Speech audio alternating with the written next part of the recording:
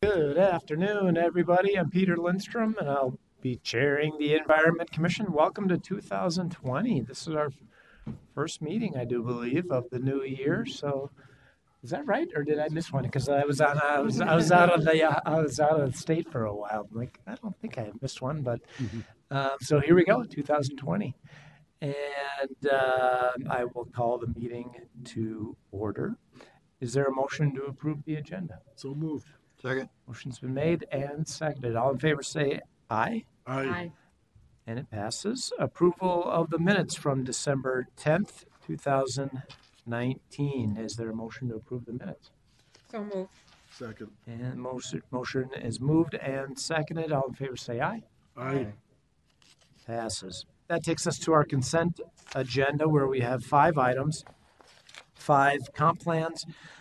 Carver County, City of Waconia, City of Brooklyn Park, Golden Valley, and Chanhassen, their comprehensive plans and comprehensive sewer plans. Is there a motion to approve the consent agenda? So moved. Motion's been made and seconded. All in favor say aye. Aye. Aye. Passes unanimously. And that takes us to our non-consent business agenda, where we have 3 items. The first one is Tim, you're going to be talking to us a little bit about a bit of a mishap of a month or so ago with one of our interceptors. Welcome. Thank you, Mr. Chair. Committee, my name is Tim Woodine. I'm Assistant Manager with Interceptor Engineering. I'm here to present on business item 2020-29. Okay. I don't know if it's coming up here.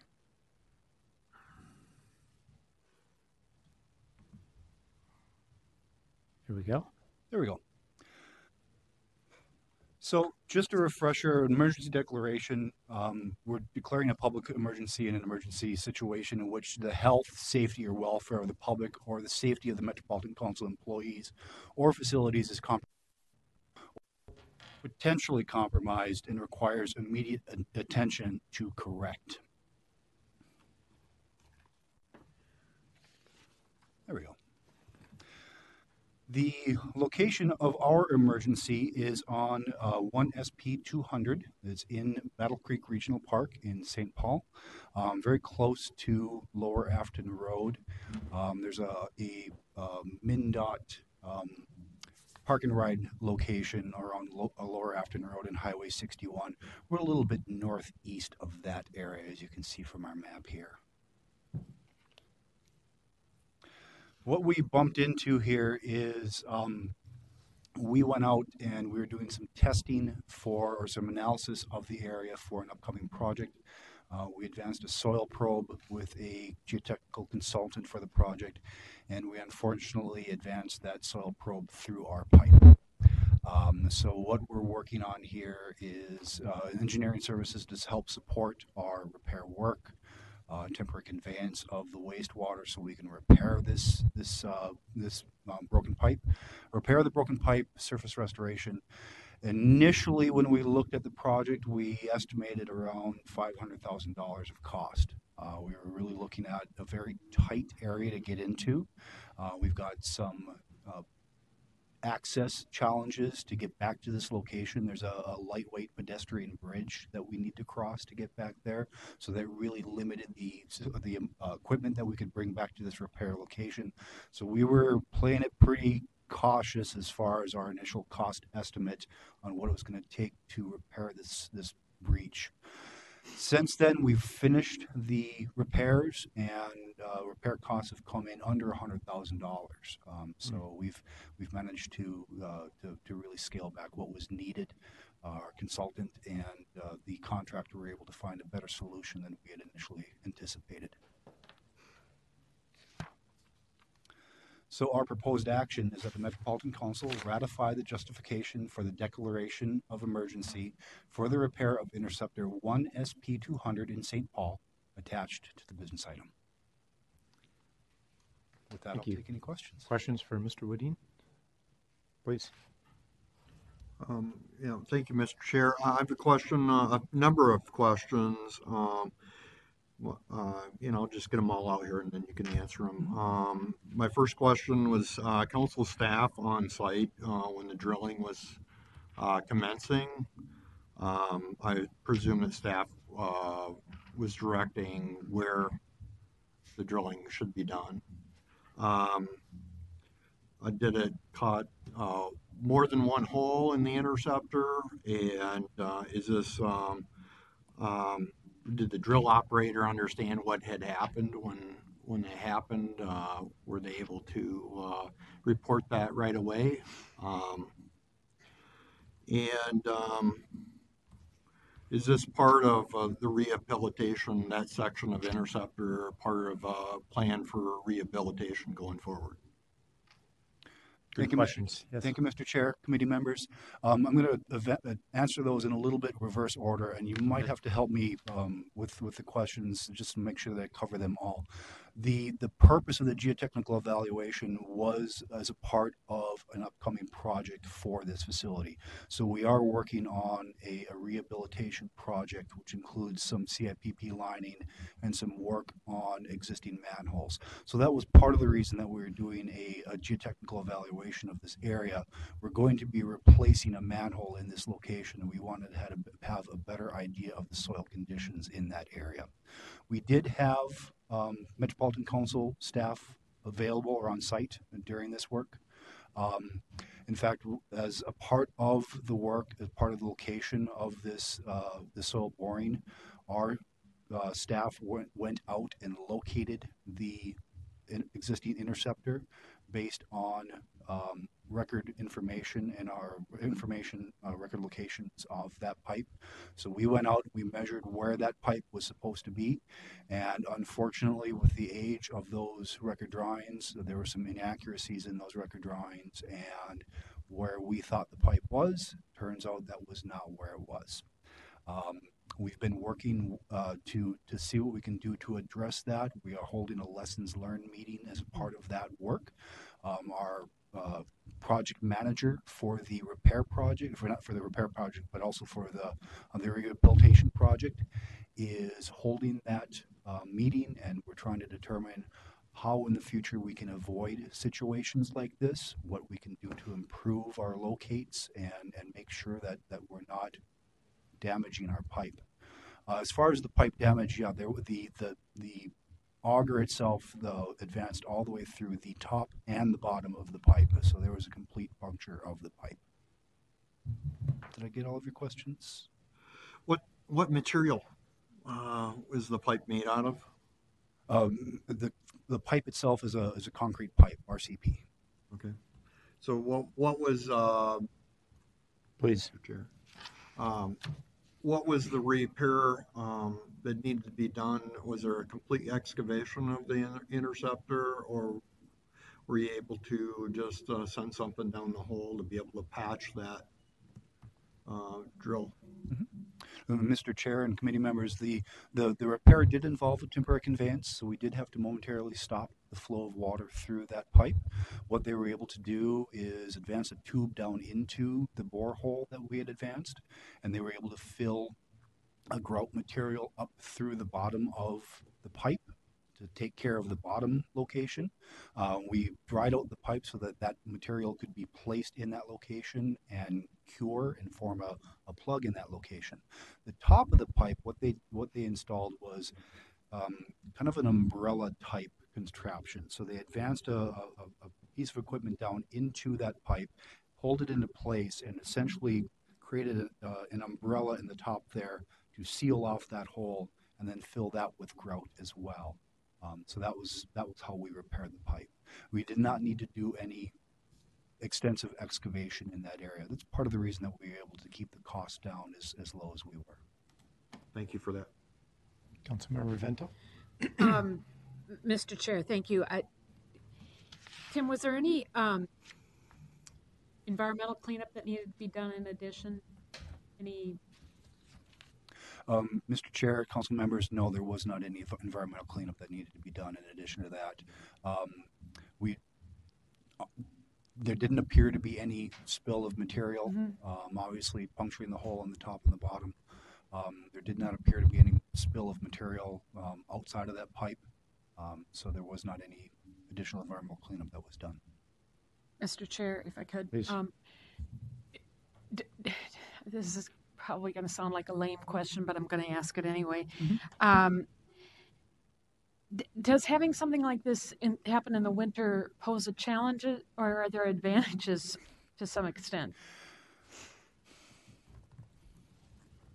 Mr. Chair, council members, I think that's an interesting question.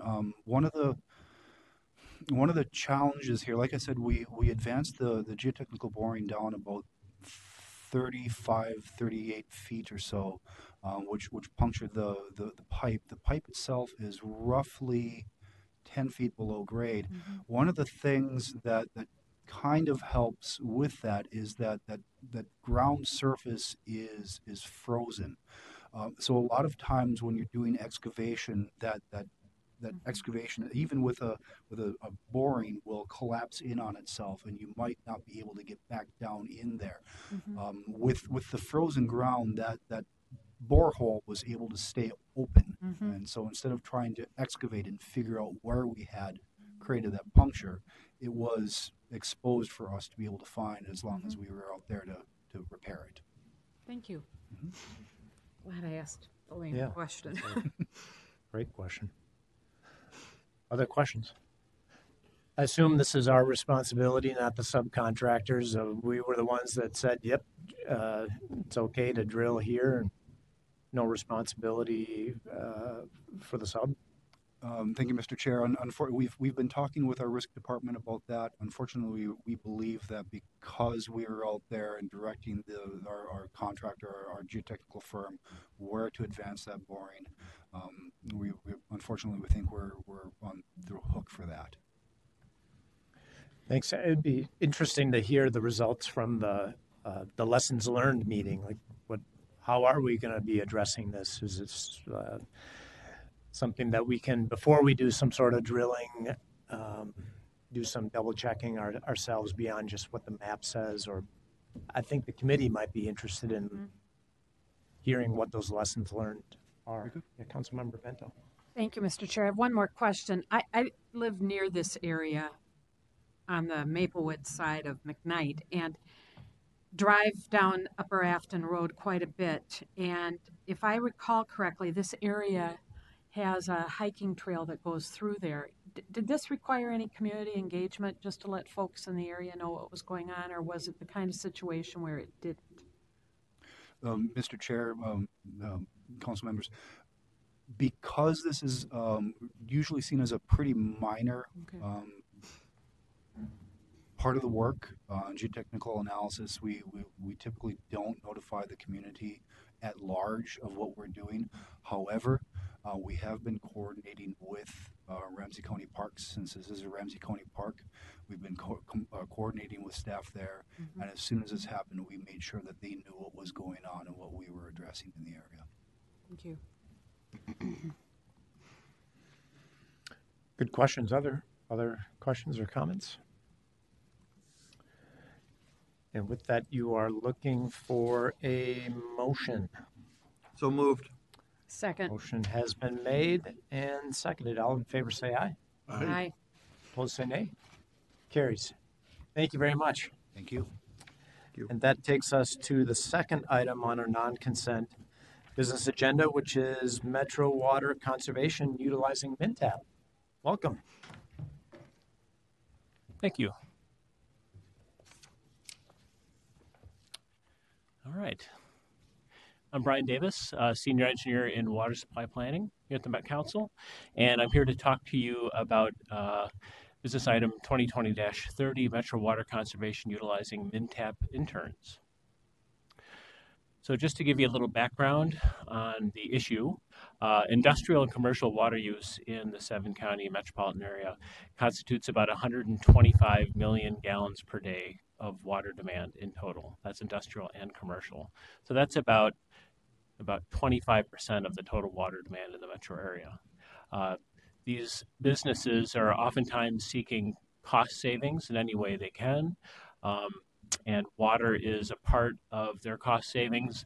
The savings come from the costs they pay to have water provided to them, whether it's municipal or running their own wells in some cases. And of course, the cost for treating the water, the sewer charge, and a lot of these water uses involve heating, so there's an energy component to the water use also. Adds up to a lot of money for some businesses.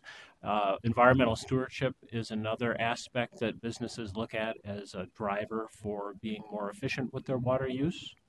And of course, the businesses are definitely eager to save water and money and energy, but they're busy and they don't have people on staff who have time to look at these things sometimes. So that's where our partnership with the Minnesota Technical Assistance Program, or MNTAP, comes in. MNTAP is an organization that's part of the University of Minnesota that was founded in 1984, and it focuses on energy efficiency and waste reduction for Minnesota businesses statewide.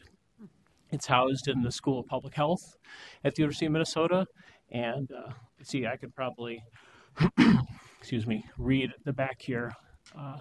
Little description. MNTAP is an outreach program at the University of Minnesota that helps Minnesota businesses develop and implement industry-tailored solutions that prevent pollution at the source, maximize efficient use of resources, decrease energy use, and reduce costs to improve public health and the environment.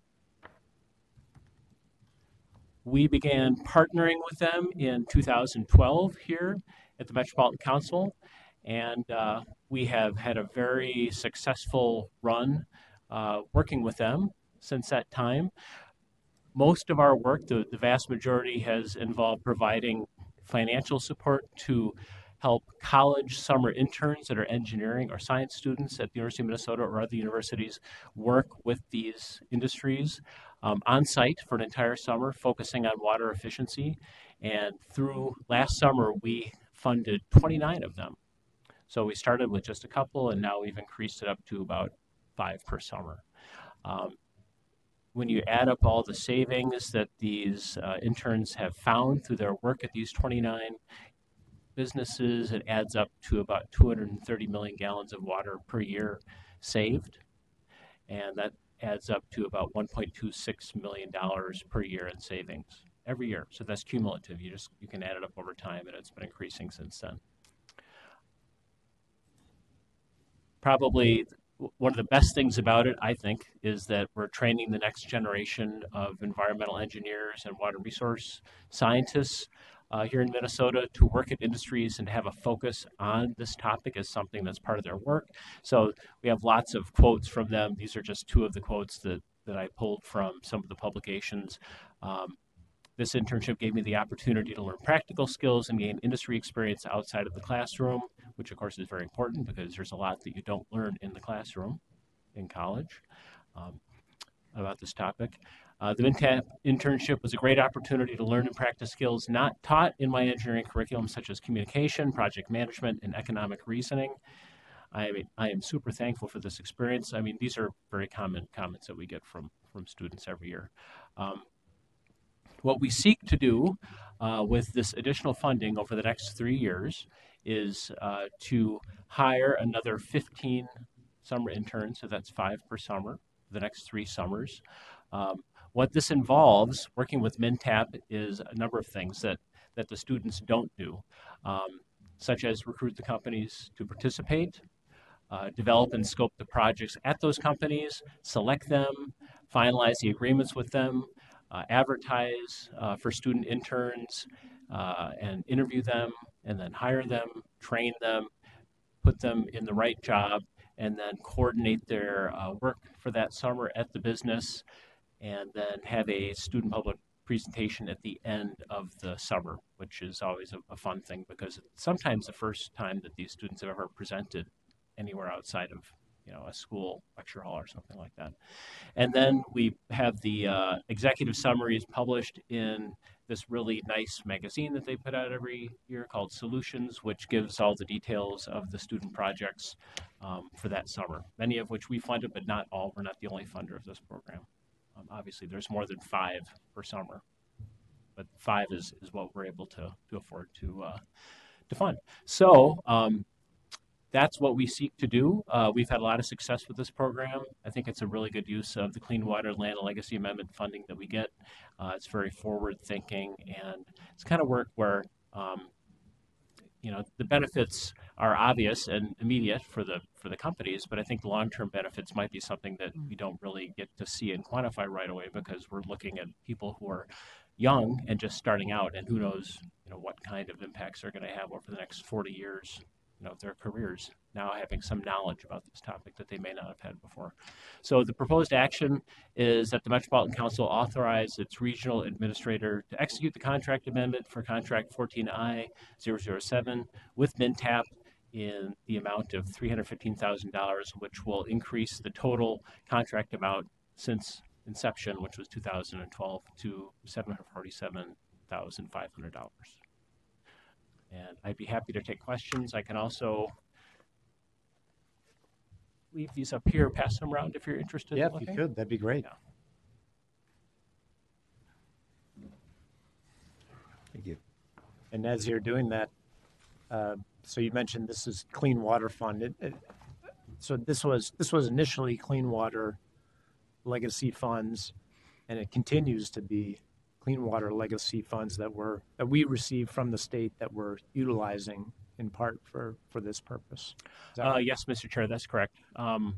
Starting in 2012. I think we first scoped this project in early or mid 2011, and it took some time to get it all kind of finalized. But so 2012 was the first year that we actually had some interns working with our funding.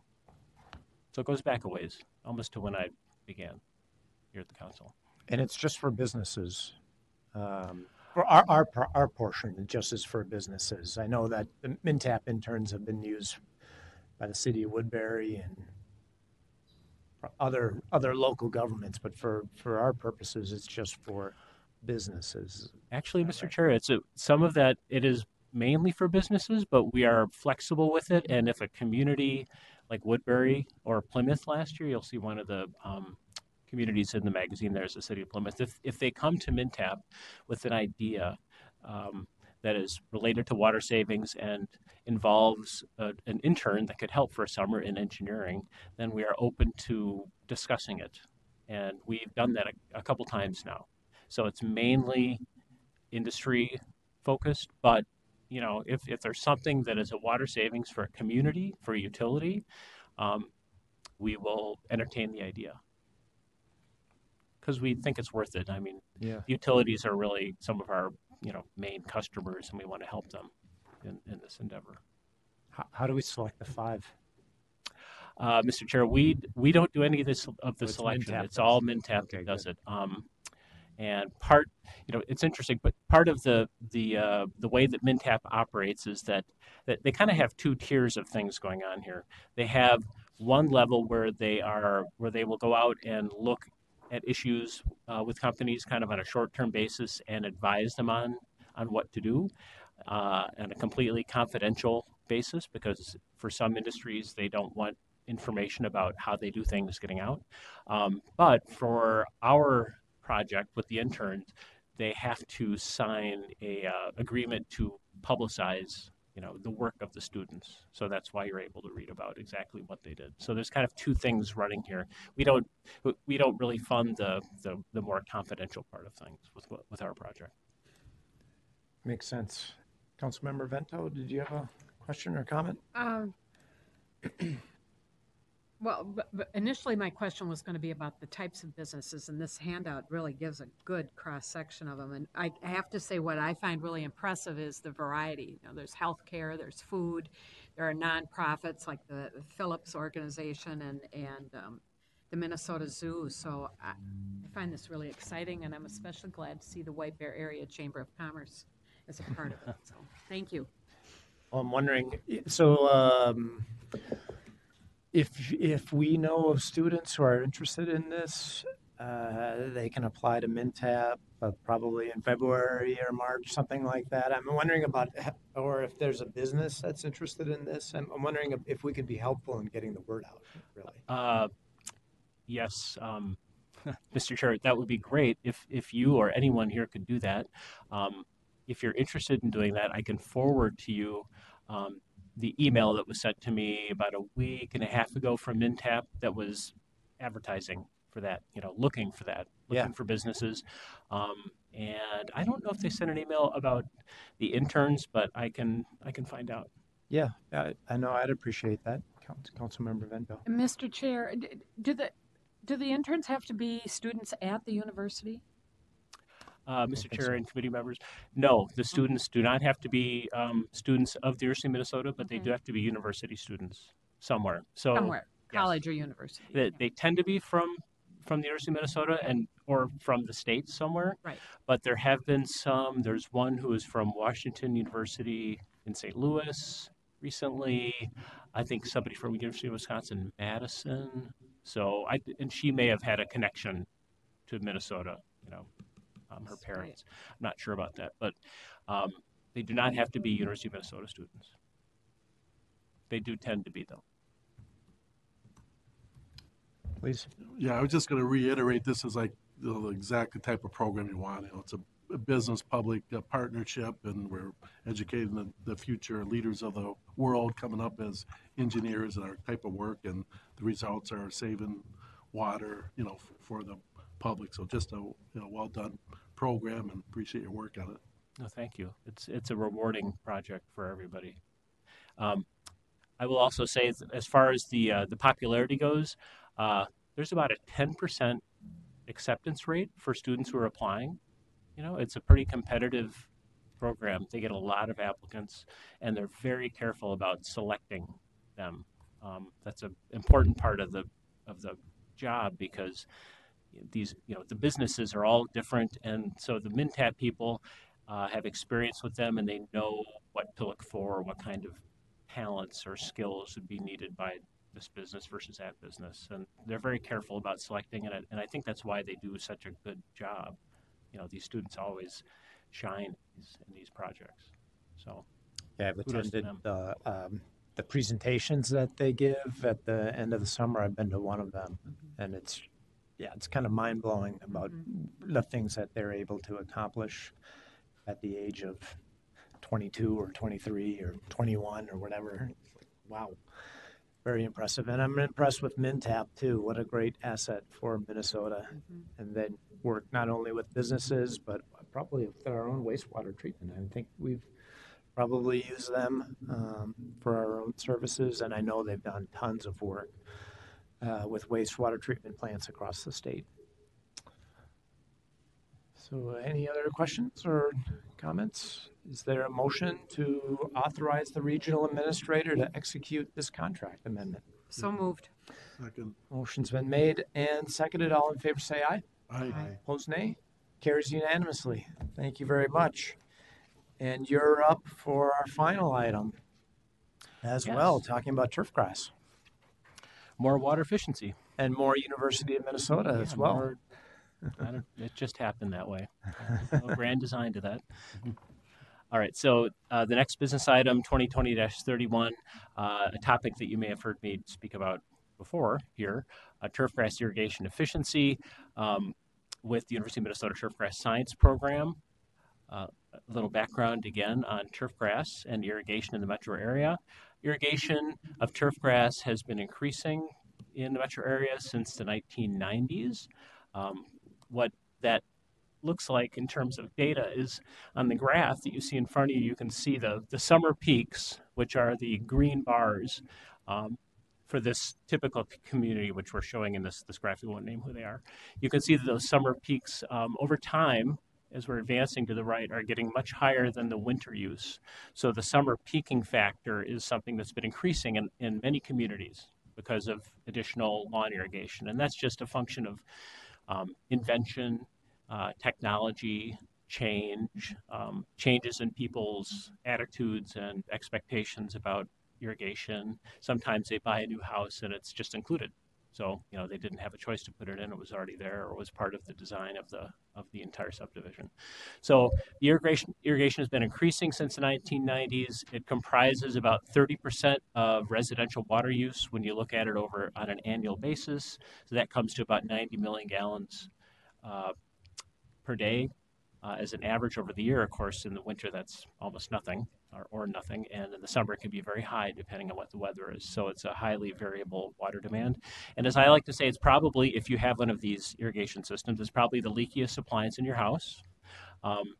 And that's because sometimes there are leaks that you can see, as like you see in that broken head in the photo there, but a lot of times the leaks are ones that you can't see. And we're not below the earth looking at that system in our lawn, and we're certainly not usually up at 4 a.m. when it's going off. So we can have leaks going on for many years in a system like this that people are not even aware of.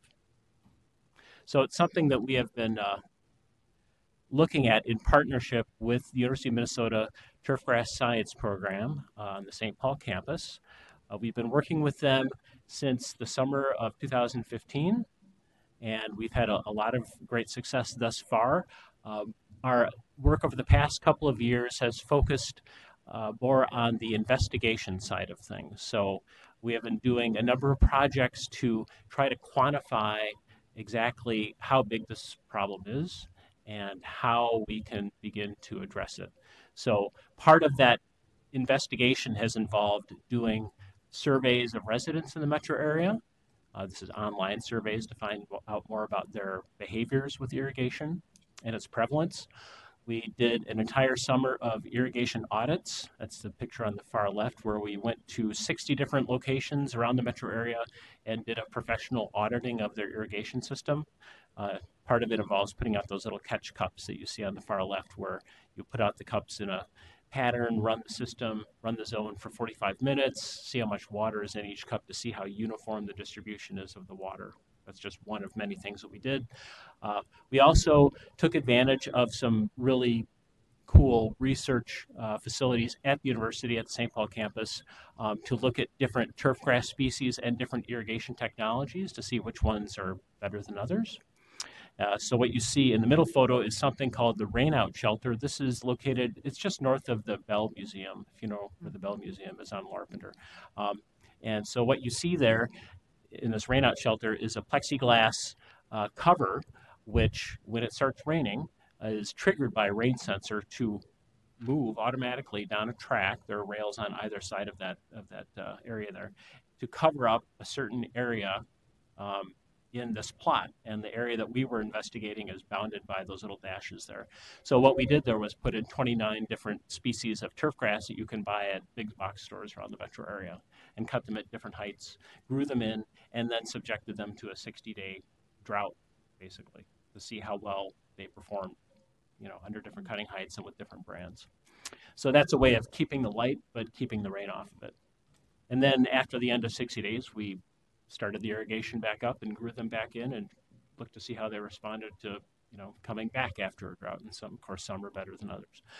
Different species, different brands. And then on the far right, we have a demonstration plot at the university where we have 7 different plots. And in each of those plots, we did a different irrigation technology experiment, different smart controllers, soil moisture sensors, and one plot that is just a control plot where we didn't do any irrigation at all. So the goal there was to try to keep the grass quality the same, but look at how much water is used under those different irrigation technologies to see how much water they each used and compare them to each other. And so this is just one little piece of what we found. This is a graph that shows the percentage of water savings that each of the irrigation technologies that we investigated had versus the control plot. Now, our control plot was one where we looked at what about 40 to 50% of the people in the metro area do with the irrigation system is they run it every other day, regardless of what the weather is. That's partially because of the really good training that they've had on odd even day watering bans in cities, to set it so they don't conflict with the ban, but that also kind of breeds a artificial scarcity effect where they think, well, I better, do this today because I can't do it tomorrow, even though they don't really need to do it today. So what we found with these smart controllers and soil moisture sensors is that we could have water savings by anywhere from 23 up to 80% versus the every other day irrigation, simply by changing out the controller. And of course, manually irrigating is the best, if you can convince somebody to pay attention and turn the irrigation system on only when it needs to be on. That's always the best way to do it. But not everyone, in fact, most people don't want to do that or won't do that, aren't interested in doing that, you know, all kinds of reasons.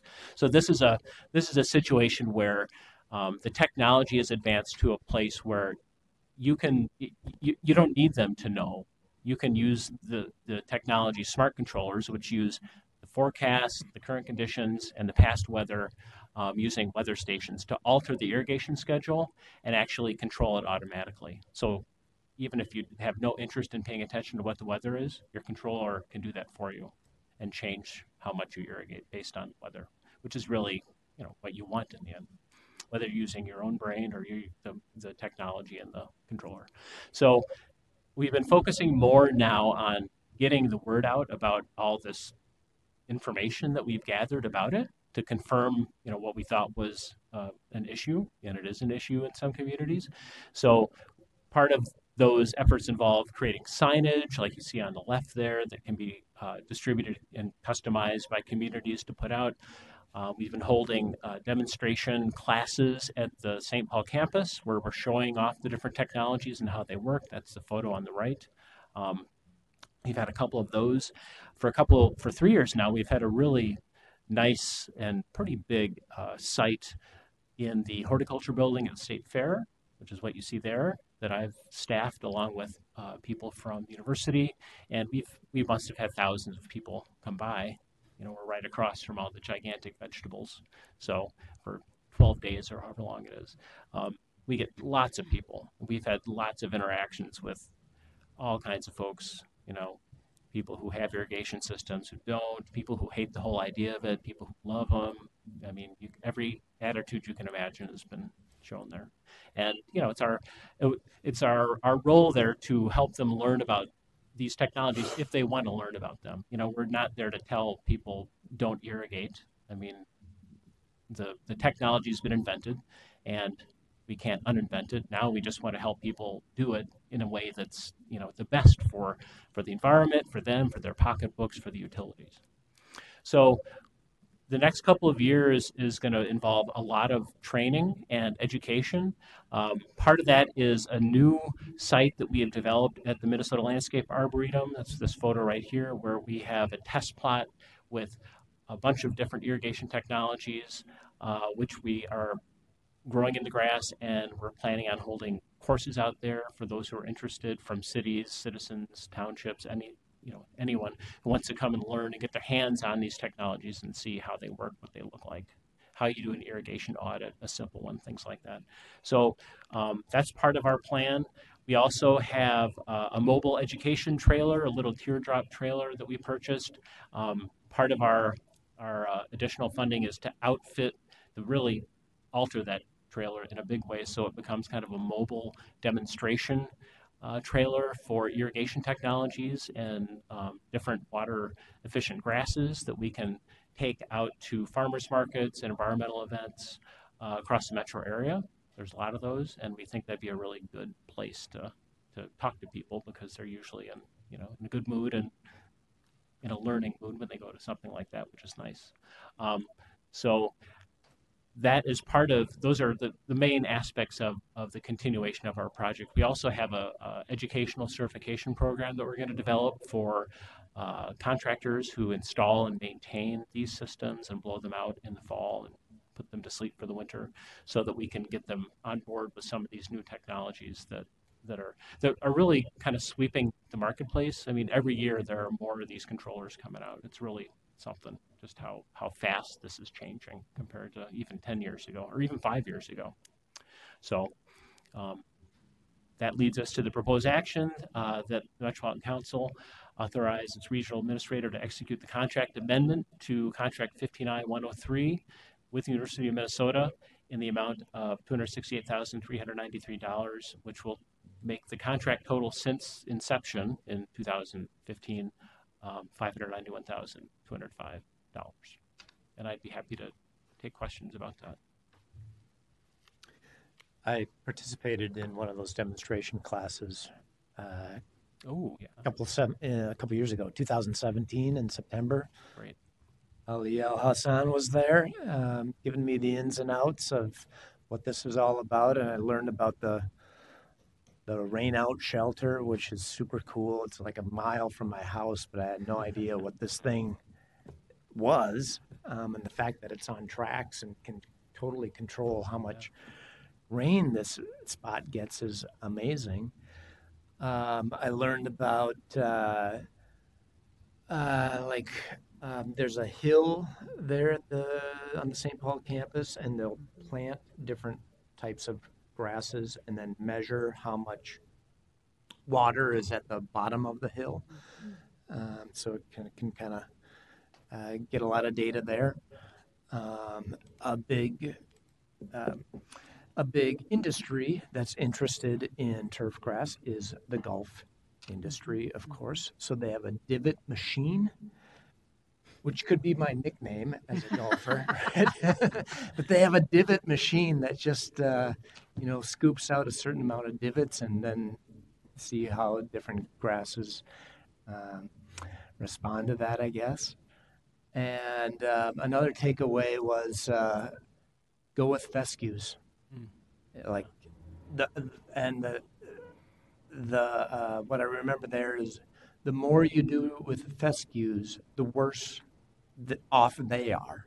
Like the best thing is just to kind of let them do their thing there and don't mess with them. Stay away from Kentucky bluegrass and rye and I don't know whatever else. I don't remember everything, but I was just walked away as being like very impressed. And I'm glad you brought up those posters. I think you can just download those posters on the website.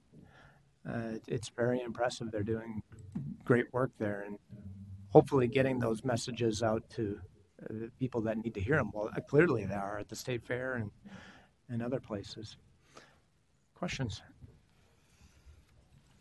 Take your pick. Go for it. Mr. Chair, thank you. I'm interested in the smart controller water sensor, or rain sensor. It talks about it being a smart investment. How much of an investment is it for a homeowner to put something like that in? Mr. Chair and committee members, it's a pretty low-cost investment. It's about, for a residential controller that is 4 zones or 8 zones, it's about anywhere from $200 to $300, and it will usually pay for itself within the first year, or definitely within 2 here, even with our pretty low water rates that we have. And are there any examples of townhome complexes or neighborhoods that have gone together and done this, and in a collaborative sort of way? Mr. Chair and committee members, yes, there are a number of examples like that. The one that popped into my head right now is in Cottage Grove. It's a townhome association that was one of the top 10 water users in the community, and that was a surprise to everybody because there's nothing special about this townhome association. It was big, but it wasn't that big. I think their per capita water use calculated out at like 300 gallons per person per day. I mean, which is just crazy. And it turned out that the reason was that they hadn't had their irrigation system looked at probably since it was installed like 25 years ago, and it was leaking incredibly in many places. So that was an immediate win for them. And also for Cottage Grove, I mean, given the issues that they have had with PFAS in their groundwater and the emergency situation they had a couple of summers ago when they had to shut down a number of wells and eliminate irrigation because of the building of a temporary treatment plant. I can't remember if they got this done in time for that, or if this was if that was the instigation for this particular project. But that's one. There are a lot of those. And yes, townhome associations are great, kind of an easy target for this, but you got to find them and get them interested, which is what we're working on next. Councilmember Sterner. Yeah, thank you, Chair. And Mr. Davis, I just was wondering, are the like the installers, which would be a big one, are they actively installing these smart controllers in, or do you still have them kind of going back to the old system or not making these changes? Mr. Chair and committee members, that's, I think it's all anecdote for me on that. And I think it's a situation where you have some who are changing and adopting the new technologies easily, but there are some who are not, who've been doing it a long time, don't want to change, want to just keep doing it the way they've always done it. Maybe they've been doing it a long time, who knows?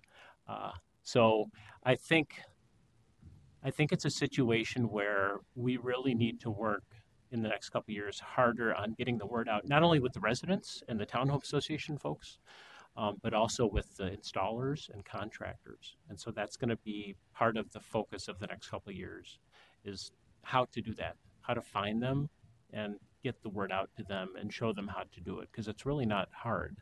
I think it's just a matter of, I've been doing it this way for a long time, and I don't really want to learn new tricks because they look kind of weird, but they're actually not. They're actually really easy. And, on the plus side, it could lead to a lot of work for them, because there are a lot of load controllers around being replaced. And with our water efficiency grant program, in those 40 communities, those are 40 locations where there's the opportunity to do a good amount of that work. And, who doesn't want to have projects if you're in a business where projects are what bring in the money? It's a big opportunity, really. Right.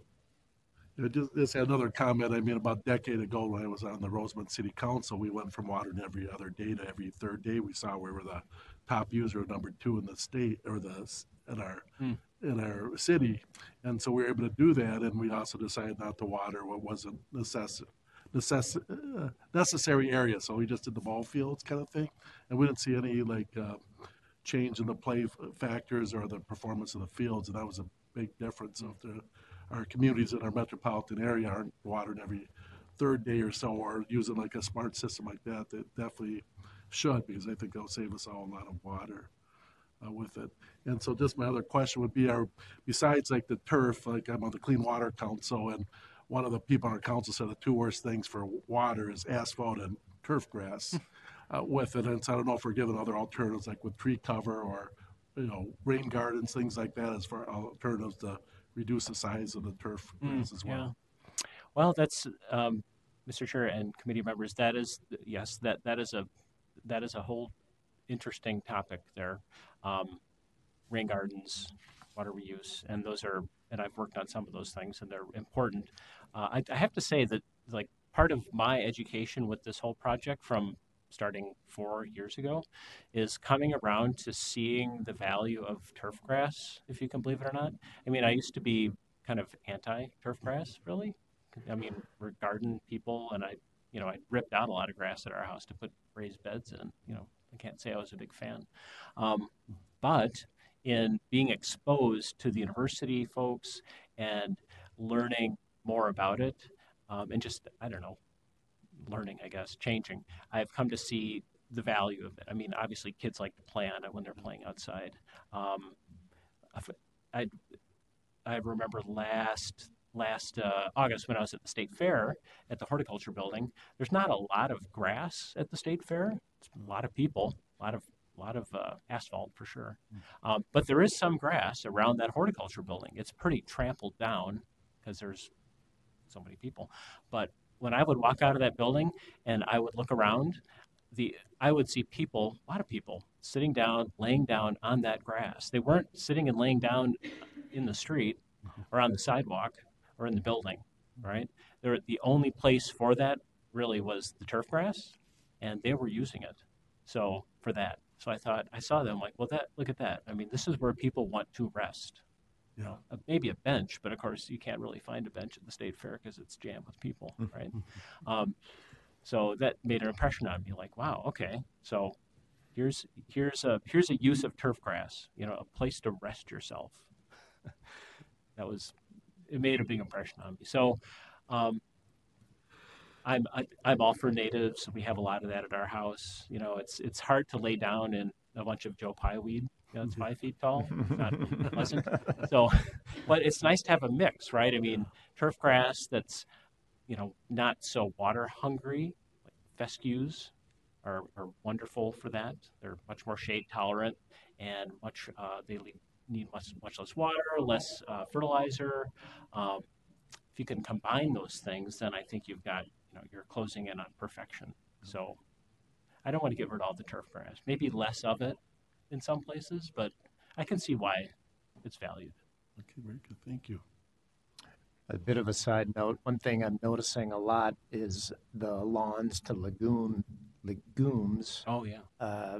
effort seems to be catching on amongst cities. I know that there's some funding from the state that goes directly to residents or businesses that want to convert, but then there's also some funding from the state that goes to organizations that are promoting this whole effort of pollinator friendly, moving from turf grass or lawns to something different. And then, like you, I'm a big fan of that as well, and I can see that there's probably a role for all of the above. Yeah. Yeah. I agree. Other questions or comments? I'd like to make a motion. Motion has been made. So seconded. All in favor say aye. Aye. Opposed, nay. Carries. Thank you very much. Very informative. That takes us to the general manager's report. I know you have one or two things. Got a couple things for our first meeting in 2020. In your packet, you'll find kind of a spreadsheet table, and it's our work plan for this year. So this, keep in mind, is the projections of when we think certain things will be ready to bring to you, but we could see some shifts. It's your second year in the Environment Committee, so it's probably not a surprise that Janine's group with her capital projects has the most items that we're going to bring to you. So you can look ahead and see what kinds of projects will be coming. And if there's anything on this schedule that you think you would like additional information on, we always are open to information item stuff. So sometimes around the work and not so much the project, we can bring in info item as well. So let us know if there's something that crosses your mind as you're looking at that. And second, end of the year, we're happy to announce we've got a plant that we've been operating since 2014, and it had its first year of perfect compliance, and that's East Bethel. So that's kind of a woo-hoo. It's been a challenge, a small plant, less flow than the plant was designed for. It's got some higher requirements in terms of discharge because it's not going to a receiving water body. So total coliforms was a big challenge for us to figure out how to adapt the technology and the automation with the flows that we had. A little greater understanding, developing experience with membrane filters, which we don't do a lot of in our facilities, and staff working together on strategies. So what do we pay close attention to and make adjustments as we're trying to keep ahead of the curve. So we're real happy to have East Bethel have a perfect year of compliance, and it's the staff that have worked hard across ES, not just the operations staff, that have helped make that possible. So I know there's just so many things that go into making sure that you have 100% compliance every single day. Some small thing could happen, and all of a sudden, out it goes. So, yeah, my congratulations as well to everybody that works hard every day to make that a reality. And this is our first plant that we really can class a water renewal facility. So that's also why it makes it such an important milestone for us. Kudos. Very good. And with that, we are adjourned. Thank you very much.